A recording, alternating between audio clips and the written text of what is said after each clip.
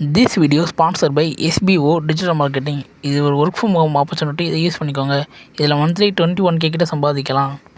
இதில் ஒர்க் பார்த்தீங்கன்னா ரொம்ப ஈஸியாக தான் இருக்கும். இது யார் வேணாலும் பண்ணலாம். இது ரொம்ப ட்ரஸ்டபுளான கம்பெனி தான். இதில் நீங்கள் சேரணும்னா டிஸ்கிரிப்ஷனில் நம்பரை வாட்ஸ்அப்பில் கான்டெக்ட் பண்ணுங்கள். ஸ்கிப் பண்ணாதீங்க. பெரிய தப்பு. தினம் ₹300 சம்பாதிக்க அரிய வாய்ப்பு. இன்ஸ்டாகிராம், ஃபேஸ்புக் பயன்படுத்த தெரிந்தால் போதும். Content post and content publishing மூலமா தினம் ₹300 சம்பாதிக்கலாம். இந்த வேலை செய்ய 5 நிமிடம் போதும். Work training support, group communication support, all language customer live chat support, முக்கியமா சொந்தமா ஒரு பிசினஸ் ஸ்டார்ட் பண்ற அளவுக்கு உங்களால கற்றுக்கொள்ளவும் முடியும், சம்பாதிக்கவும் முடியும். இந்த வேலை வாய்ப்பு வழங்குவது 5 வருடத்திற்கு மேல ரன் ஆகிட்டு இருக்க நம்ம தமிழ்நாட்டு company school of business organisation private limited. மேலும் விவரங்களுக்கு டிஸ்கிரிப்ஷன்ல கொடுத்திருக்க நம்பருக்கு வாட்ஸ்அப் பண்ணுங்க.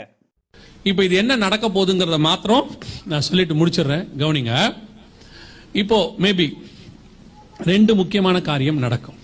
ஒன்று, இந்த எருசலேமை 2ஆ பிரிக்க சொல்றாங்க. எருசலேமை 2ஆ, ஓல்டு சிட்டி, நியூ சிட்டி அப்படின்னு பிரிக்க சொல்றாங்க. ஓல்டு சிட்டிங்கிறது இந்த தேவாலயம் இருக்கிற இடம், அந்த மாஸ்க் இருக்கிற இடம். அதை பிரிச்சு பாலஸ்தீனர் கையில கொடுக்க சொல்றாங்க. நியூ சிட்டி டெல் அவிவ் அந்த பகுதியை யார் கையில கொடுக்க சொல்றாங்க? இஸ்ரேல் கையில கொடுக்க சொல்றாங்க. இதுக்கு பேரு 2 ஸ்டேட் சொல்யூஷன் பேரு. இந்த ரெசல்யூஷனுக்கு பேர் என்னது? 2 ஸ்டேட் சொல்யூஷன். இது ஏற்கனவே ஐநா சபையில தீர்மானமாக போடப்பட்டிருக்கிறது. எல்லா நாடுகளும் இதை ஆதரிக்கிறது. இப்ப கூட நான் சொல்றது, இது ஜூன் மாசம், இந்த மாசம் கூட நார்வே, ஸ்வீடன் போன்ற நாடுகள் இதுக்கு ஆதரவு தெரிவிச்சிருக்குது. அதனால இஸ்ரேல் தன்னுடைய எம்பசிக்காரங்களெல்லாம் திருப்பி என்ன பண்ணிருச்சு, அங்கிருந்து கூப்பிட்டுருச்சு. சோ இப்ப இவங்க எல்லாம் சேர்ந்து இதை 2ஆ பிரிக்க சொல்வாங்க. சகரியா 12:3-4 பூமியின் ஜனங்கள் எல்லாரும் எருசலேமுக்கு விரோதமாக கூடிக்கொள்வார்கள். அப்படிதானே இருக்குது. இப்ப கூடிக்கொள்வாங்க. இந்த யுத்தம் உச்சத்துக்கு போகும். அதுல 2 காரியம் நடக்கும். ட்ரம்ப் பிரிக்க மாட்டார், கொடுக்க மாட்டேன்னு சொல்வாரு. பிரிக்கலான்னு சொன்னாலும் இஸ்ரேல் சண்டை போடும். கொடுக்க மாட்டேன்னு சொன்னா உலக நாடுகள் சண்டை போடும். சோ கண்டிப்பா சண்டை வரப்போறது நிச்சயம். இந்த யுத்தத்துல 2 காரியம் நடக்கும். ஒன்று, நீங்கள் பார்க்கிற இந்த ஸ்தலத்தில் இருக்கக்கூடியதான வழிபாட்டு தலம் இருக்கு இல்லையா, மாஸ்க் இருக்கு இல்லையா, இதை இடிச்சுடுவாங்க. நல்லா கவனிங்க, இதை இடிச்சுடுவாங்க. இதுவரைக்கும் 250க்கும் மேற்பட்ட மாஸ்க் இடிக்கப்பட்டிருக்கிறது காசா பகுதியில் மட்டும். இதுதான் ஃபைனல். உங்களுக்கு சொல்லப்படுகிற அடையாளம். இது இடிக்கப்படும் பொழுது கடைசி எபிசோட் ஸ்டார்ட் ஆயிருச்சுன்னு அர்த்தம். லூக்கா எழுதின சுவிசேஷம் 21ஆம் அதிகாரம் 24வது வசனத்தை வாசி. பட்டய கருக்கினாலே விழுவார்கள், சகல புறஜாதிகளுக்குள்ளும் சிறைப்பட்டு போவார்கள். நல்ல கவனிங்க, புறஜாதியாரின் காலம் நிறைவேறும் வரைக்கும் எருசலேம் புறஜாதியாரால் இதுதான் புறஜாதியாருடைய காலத்துக்கான அடையாளம். ஹோலி சைட்ல, அந்த டெம்பிள் மவுண்ட்ல புறஜாதியாருடைய வழிபாட்டு தலம் அங்க இருக்கு. எப்ப காலத்துல இருந்து? தாவீது, சாலமோன் தேவாலயம் கட்டின காலத்துல இருந்து இதுல இப்ப இங்க நிக்குது. கிபி 10ஆம் நூற்றாண்டுல கட்டப்பட்டாச்சு. சோ இப்போ புறஜாதியார் அந்த சைட்டுக்கு வராங்க இல்லையா, தொழுகை நடத்துறதுக்கு வராங்க. இது இல்லைன்னா அங்க யாருமே என்ன செய்ய மாட்டாங்க, வரமாட்டாங்க. அந்த இடத்த முழுக்க யார் வேலி போட்டுருவா?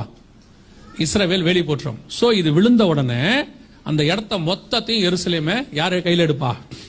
இஸ்ரவேல் எடுக்கும். அப்ப இத இஸ்ரவேல் கையிலிருந்து வாங்கி கொடுப்பதற்கு இஸ்ரவேலுக்கு விரோதமா ஒரு டீம் ஃபார்ம் ஆகும். அது ரஷ்யா தலைமையில ஃபார்ம் ஆகும். அதுதான் எசேக்கியேல் 38-39 2 அதிகாரத்தில் சொல்லப்பட்ட யுத்தம். இது ஏதோ கேட்கறதுக்கு கதை மாதிரி உங்களுக்கு தெரியற மாதிரி இருக்கும். வேற நம்ம சொல்றாரு அப்படின்லாம். இந்த யுத்தத்துல பாதி இடத்துல நம்ம இருக்கிறோம். இப்ப போன அக்டோபர் 7 இந்த யுத்தம் ஆரம்பிச்சிருச்சு. இந்த இடத்துக்கான யுத்தம் ஆரம்பிச்சிருச்சு. இது இப்போ ஆரம்பிக்கும் போது சொன்னாங்க அது 2-3 நாள்ல முடிஞ்சிரும் நாங்க. ஆனா அப்பத்துல இருந்தே நாங்க சொல்லிக்கிட்டே வரோம், இது பெருசா மாறும். இப்போ அந்த யுத்தம் எவ்வளவு தூரம் போயிருக்குன்னு கேட்டீங்கன்னா, அப்படியே விஸ்தாரமாயி லெபனான் வரைக்கும் போயிருச்சு. ஹிஸ்புல்லால உள்ள தளபதிகளை அவங்க சாவடிச்சிட்டாங்க 2-3 நாளைக்கு முன்னாடி. இந்த பக்கம் ஈஜிப்ட் வரைக்கும் போயிருச்சு. இந்த பக்கம் ஈரான் வரைக்கும் போயிருச்சு. ஈரானும் இதுக்கு நேரடியா இறங்க தொடங்கிருச்சு. உள்ள வர வேண்டிய மிக முக்கியமான ஆள் யாரு? ரஷ்யா வரணும். இதெல்லாம் சேர்ந்து இந்த 2-3 வருஷத்துக்குள்ளாக இந்த சொன்ன காரியங்கள் எல்லாம் நடக்கிறதை நீங்கள் காணும் போது, இதான் ரொம்ப முக்கியம், நீங்கள் காணும் போது புறஜாதியார் காலம் முடிவுக்கு வருகிறது என்று அர்த்தம். இந்த இடத்துல தான் 3வது தேவாலயம் வரும். இந்த 3வது தேவாலயத்தை கட்டி கொடுப்பதற்கு தான் அந்தி கிறிஸ்துவானவன் வருவான். அவன் வருவதற்கு முன்பதாகத்தான் உங்களையும் என்னையும் மீட்க வருவேன் என்று இயேசு வாக்குத்தத்தம் பண்ணி இருக்கிறார். அல்லேலூயா.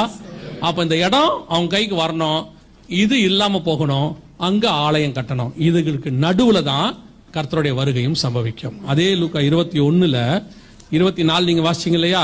28 வாசிங்க.